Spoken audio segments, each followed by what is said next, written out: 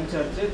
I graduated from chemical engineering from IIT Delhi, and I passed last year 2015.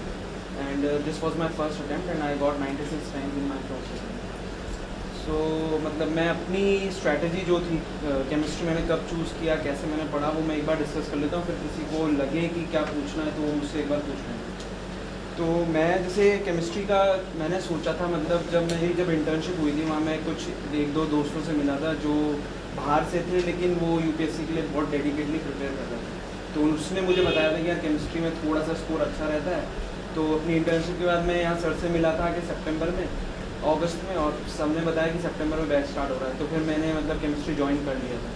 तो ये मेरी 4th year की बात है, 2014. तो 2014 सितंबर में मेरी क्लासेस स्टार्ट हुई थी. और यहाँ पे मतलब ऐसा था कि हमारी क्लास हम कुछ 6-7 लोग होते थे. तो ऐसा होता था कि क्लास में बहुत ढंग से मतलब होता था कि अगर कहीं कुछ अटक गए तो फिर वो सर समझाते थे. मतलब ऐसा नहीं होता था कि आधी पीछे वाली क्लास को पता नहीं चल रहा है आगे क्या चल रहा है. तो हम 6-7 लोग थे, आराम से बहुत ढंग से हमारा सब पढ़ाई वढ़ाई होती थी.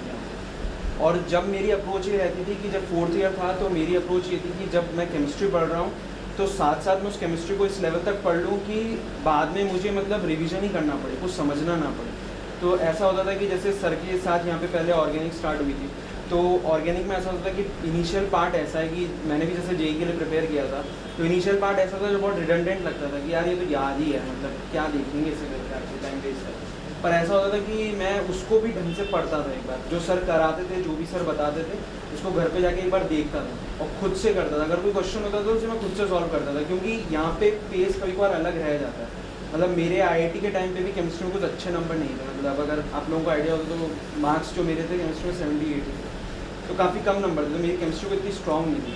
पर मैं ये नहीं चाहता था कि यहाँ पे जब मैं प्रिपेयर कर रहा हूँ तो अगर मेरी क्लास एक बार यहाँ ओवर हो जाए, फिर मैं घर पे बैठ के दोबारा से कंसेप्ट समझूँ खुद से, तो वो मेरे लिए डबल मेहनत हो जाती. तो इसीलिए जब मैं यहाँ पढ़ रहा था तो साथ के साथ ही मैं घर पे उस चीज़ को पढ़ते चलता था. तो जब जैसे सर की क्लास हो जाती थी, शाम को हॉस्टल जाते थे, तो पूरा एक दिन होता था अगली क्लास से पहले. मैं कुछ और ज़्यादा पढ़ता नहीं था, जीएस वगैरह, लेकिन मैं केमिस्ट्री जो है वो ढंग से रेगुलरली कर रहा था. तो मैंने अपने 4th ईयर में ये काम किया था, क्लास के साथ साथ जो भी पढ़ाया वो घर पे जाके रिवाइज कर लिया. और मेरी अप्रोच कभी कभार ये रहती थी कि सर ने अगर कुछ रिएक्शन मैकेनिज्म वगैरह कराया और अगर वो रिएक्शन मैकेनिज्म अगर मुझे मतलब सर ने मतलब क्लास में इतना पॉसिबल नहीं होता कि खूब सारे एग्जांपल्स करा दें, तो फिर मैं ऐसा करता था कि अभिजीत अग्रवाल का जो सर ने भी ब्लॉग का नाम बताया था, उसमें मतलब टॉपिक वाइज क्वेश्चन उसने सॉल्व करके डाल रहे हैं. तो उसमें ऐसा होता है कि अगर कोई नेम्ड रिएक्शन जैसे एल्डोल कंडेंसेशन पढ़ा, तो एल्डोल कंडेंसेशन के वहाँ सेपरेटली क्वेश्चन होते थे, तो उनको मैं देख लेता था खुद ही, तब जब सर यहाँ पे करा देते उसके बाद.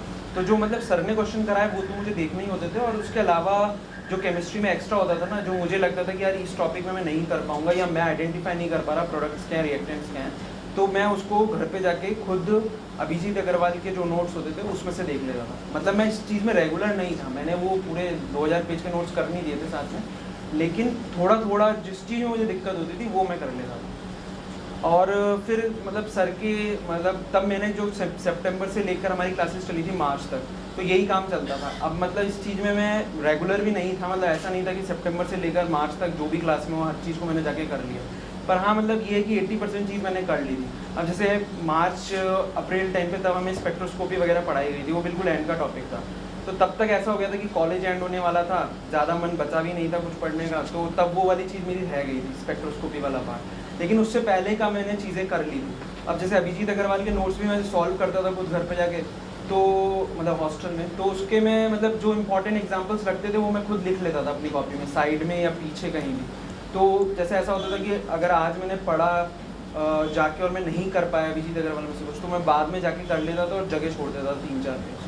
और मतलब मैं ये भी कहूँगा कि जैसे मैं जब नोट्स बनाता था यहाँ पे, तो ऐसा रहता था कि कुछ टॉपिक करा जो सर ने पढ़ाया, जैसे एक टॉपिक ली, एक रिएक्शन एल्डोल कंडेंसेशन सर ने पढ़ाई, तो सर ने अगर 6-7 पेज पढ़ाया उसमें, तो मैं 3-4 पेज एक्स्ट्रा छोड़ देता था.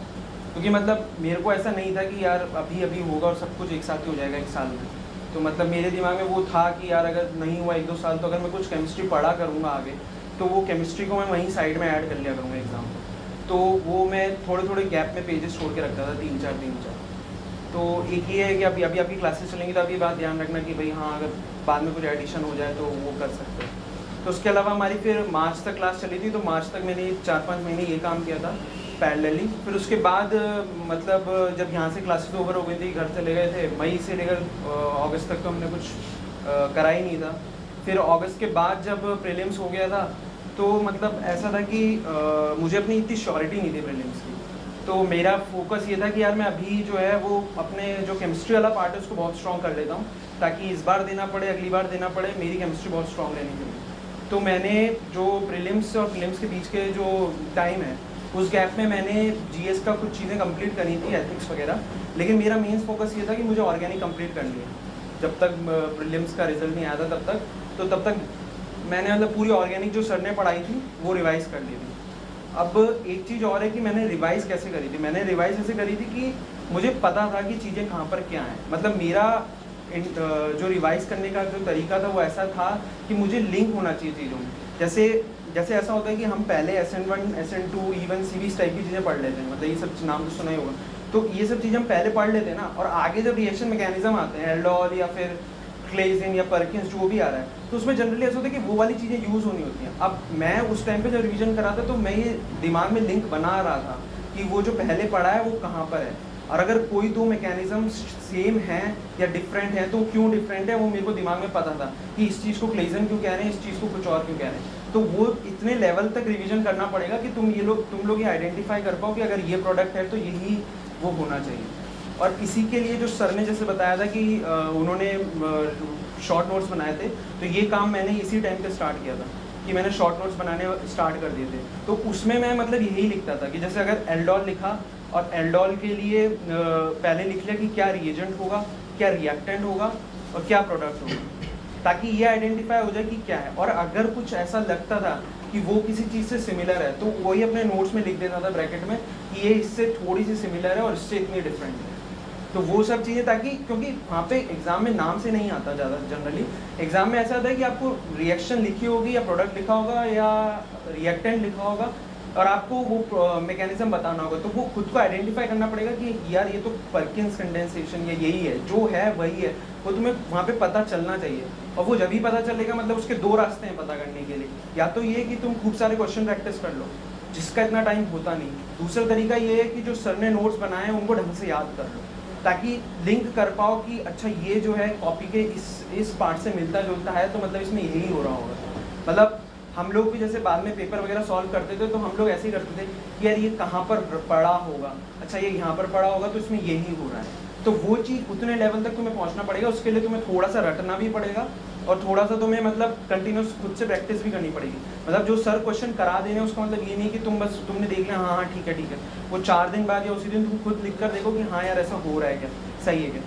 तो ये काम मैंने 1.5 महीने के लिए तब किया था, सितंबर अक्टूबर तक, और फिर तब मेरी ऑर्गेनिक का पूरा हो गया था, और मैंने वो भी बना लिए थे शॉर्ट नोट्स जो मुझे बनाने थे। और उसके बाद फिज़िकल के लिए मैंने मतलब जो फिज़िकल मैंने तब पढ़ ली थी तब थी, उसके बाद जो फिज़िकल के लिए मैंने तब सर के नोट्स पढ़े थे नवंबर टाइम में, 15 दिन में सर के नोट्स पढ़ लिए थे।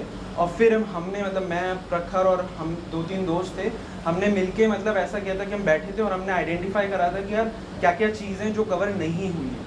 तो मतलब ऐसा होता है कि जैसे सर यहाँ पे पढ़ाते हैं, तो जो कंसेप्चुअल वाला पार्ट है और जो ऐसा पार्ट है जिसमें लिखना है, समझना है, सब कुछ, वो सारा पार्ट डिस्कस हो जाता है। पर कुछ इनऑर्गेनिक की चीज़ें और फिजिकल की चीज़ें ऐसी हैं जो यार मतलब ऐसी कि अगर सर यहाँ पर भी लिखेंगे ना, तो वो ऐसा होगा कि तुम सर कुछ समझाएंगे नहीं उसमें। मतलब ऐसा होगा कि वो बस एज इट इज़ लिख रहे हैं और तुम एज इट इज़ कॉपी कर रहे हो, तो उसका कोई यूज़ नहीं। मतलब वो तुमको रटना पड़ेगा। वो ऐसी चीज़ें कुछ इनऑर्गेनिक की, कुछ फिजिकल की, कुछ ऑर्गेनिक की, तो ये जो चीज़ें हैं क्लास में नहीं हो पाती। कुछ 15-20% चीज़ें जो होती हैं वो रह जाती हैं। तो वो तुमको कुछ खुद सिलेबस लेना पड़ेगा एक बार जब तुम्हारा रिवीजन हो गया, फिर तुम्हें वो चीज़ें मार्क करनी पड़ेंगी, यार ये रह गया है। अब इसमें मैंने जो किया था, मतलब सर ने काफ़ी बुक्स बताई हैं, लेकिन जो हमने मार्क करके, मतलब हमने सब तब नवंबर तक सिर्फ नोट्स पढ़े थे और कुछ नहीं करा था।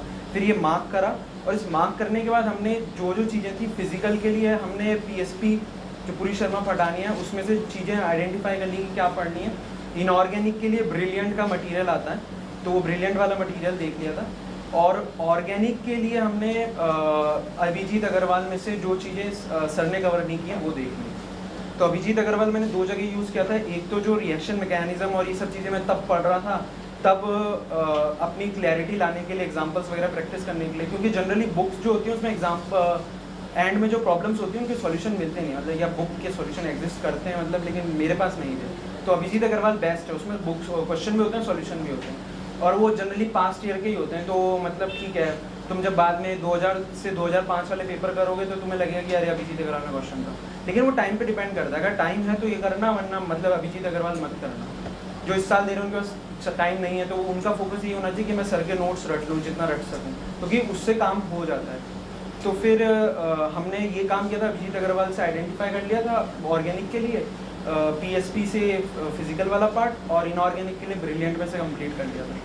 बाकी ब्रिलियंट में से ऑर्गेनिक के लिए हमने एक चीज़ और देखी थी, वो नेम्ड वो जो रिएजेंट्स होते हैं ना कि PbAOC क्या करता है और वो सब क्या करता है, तो वो ब्रिलियंट में ऐसा है कि उन्होंने मतलब सर शायद नोट्स देने लग गए होंगे, लेकिन ब्रिलियंट में उन्होंने ऐसा करा है कि वो मतलब हर एक रिएजेंट वाइज उन्होंने रिएक्शन दे रखे हैं। तो वो हमने एंड टाइम पे ऐसे दिसंबर में पढ़ ली थी, अगर कुछ याद रह जाए तो ठीक है कर देंगे।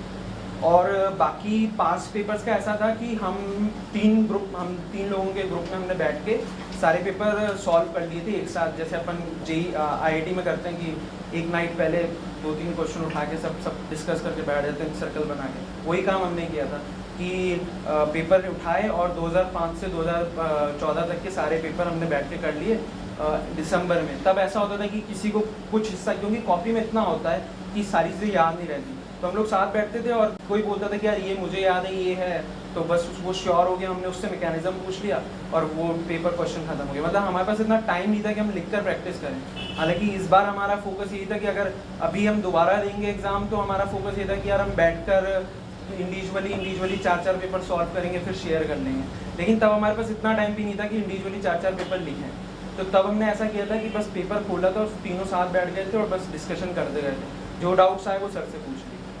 और लिखने की प्रैक्टिस के लिए हमने सर की टेस्ट सीरीज में टेस्ट जाके दिए थे, जैसे मैंने 6-7 टेस्ट दिए थे। लेकिन उसमें मतलब ऐसा था कि थोड़ा सा ये हुआ था कि मेरे साथ जैसे ये चक्कर पड़ा था कि जैसे मेरे को मैं वहाँ गया था तो फिजिकल का मेरा पहला पेपर था।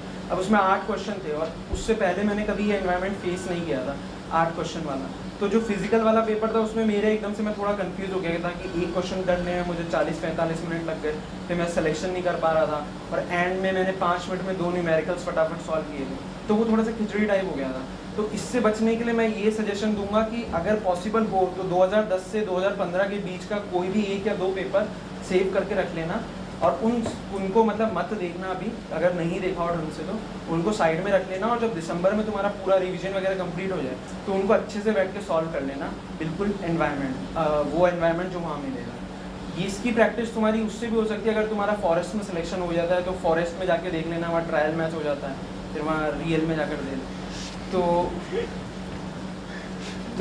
बाकी मतलब नहीं हो तो तुम ऐसा करना कि पहले अपना मतलब 1-2 पेपर सेव करके रख लो और फिर बाद में उसको अच्छी तरह से लिख लेना, ताकि और सर को दिखा देना, तो तुम्हें एक फील आ जाएगी। क्योंकि मुझे ही बहुत दिक्कत लगी थी पहले पेपर में, मेरे को बहुत वो हो गया था। पहला पेपर कंपेरेटिवली थोड़ा टफ भी था, तो वहाँ एकदम से हालत ख़राब हो गई। मार्क्स तो मतलब पता नहीं कैसे आए हैं अजीब से, लेकिन पहला पेपर टफ था। पर तो मतलब ये थे स्ट्रैटेजी। फिर अभी मतलब ऐसा चल रहा था कि अभी तो मतलब थोड़ा सा 1.5-2 घंटे ऐसे रैंडमली केमिस्ट्री पढ़ लेते, मतलब किसी को कुछ पूछना तो ओवरऑल मतलब जैसे 4-5 महीने तब पढ़ा था जब क्लासेस के साथ साथ, और उसके बाद अराउंड 2 महीने मैंने अगस्त के बाद पढ़ी, क्योंकि 1.5 महीने के लगभग ऑर्गेनिक करी थी, 15 दिन के लगभग फिजिकल, और बाकी 3-4-5 दिन तो ऐसे ही मतलब करे होंगे एक्स्ट्रा। तो मतलब 5 महीने कोचिंग के साथ और 2 महीने तब अगस्त के बाद पढ़े। अब सोर्सेज में मतलब यही था, सर के नोट्स तो मतलब याद होने चाहिए, मतलब याद ही होने चाहिए, और उसको शॉर्टकट नहीं है। मतलब मेरे साथ तो शॉर्टकट नहीं है। अगर तुम ये सोचो कि सर के नोट ठीक है मैंने एक बार पढ़ लिया, मैं एक बुक लगा लेता हूँ, वो मतलब बेवकूफ़ी होगी मेरे साथ। सर के नोट्स ढंग से पता होने चाहिए, सर ने जो क्वेश्चन कराए वो ढंग से पता होने चाहिए। फिर अगर तुम्हें वो ढंग से पता है ना तो तुम्हारे मतलब ऐसा होगा कि तुमने, क्योंकि सर जो होते हैं ऐसे रैंडमली एग्जाम्पल नहीं लाते हैं, सर वो एग्जाम्पल लाते हैं जो पहले या तो पेपर में आए हुए हैं या फिर उससे मिलते जुलते हैं, या फिर ऐसा है कि पूछे जा सकते हैं। तो वो एग्जाम्पल पता होने चाहिए। अगर तुम्हें इतना वाइड बेस तुम्हारा पता है, तो उसके बाद अगर तुम एक्स्ट्रा क्वेश्चन देख रहे हो तो वो बहुत अच्छी बात है, लेकिन वो तुम्हें पता होने चाहिए, क्योंकि उससे मिलते जुलते क्वेश्चन आएंगे। मतलब हमने भी वहाँ पेपर में ऑर्गेनिक में फेस किए थे क्वेश्चन तो हमें लग रहा था कि अरे यार ये तो वहीं से है, मतलब ये हमारी कॉपी में भी कहीं ना कहीं मौजूद है। ऐसा नहीं हुआ था कि बिल्कुल ही गायब। फिजिकल में थोड़ा सा इस बार न्यूमेरिकल बेस पेपर आ गया था, तो न्यूमेरिकल के लिए हमने पीएसपी ज़्यादा करी नहीं थी, लेकिन अब हम सोच रहे थे कि पीएसपी के क्वेश्चंस वगैरह लगाएंगे। पर वो न्यूमेरिकल्स इतने वैसे नहीं थे, उनकी कुछ कैलकुलेशन बहुत, बस वो कैलकुलेशन करा रहे थे, फॉर्मूला एक था वो लगाना था और बस कैलकुलेशन करा था, तो उसका कोई इतना वो नहीं। पर हाँ उसकी भी प्रैक्टिस होनी चाहिए, तो पीएसपी से जो थर्मोडायनेमिक्स और इनके सॉल्व एग्जाम्पल देख लोगे तो काम हो जाएगा। मतलब उसके लिए इतना डेप्थ में सर्च करने की जरूरत नहीं कि ये भी पढ़ें वो भी पढ़ें, सिर्फ पीएसपी से थोड़ा बहुत क्वेश्चन देख लो तो काम बन जाएगा। नहीं तो ब्रिलियंट में एंड में 2005 तक के सॉल्व पेपर हैं, तो 2002 से 2005 तक के सॉल्व पेपर के थोड़े बहुत फिजिकल के क्वेश्चन देख लोगे, उससे भी आइडिया लग जाएगा उसमें सॉल्यूशन। अलग से न्यूमेरिकल का ट्यूटोरियल देना शुरू कर दिया। हाँ तो ठीक है, फिर तो यही डिस्कशन हो जाता है। तो अगर किसी को कुछ पूछना हो तो बताओ।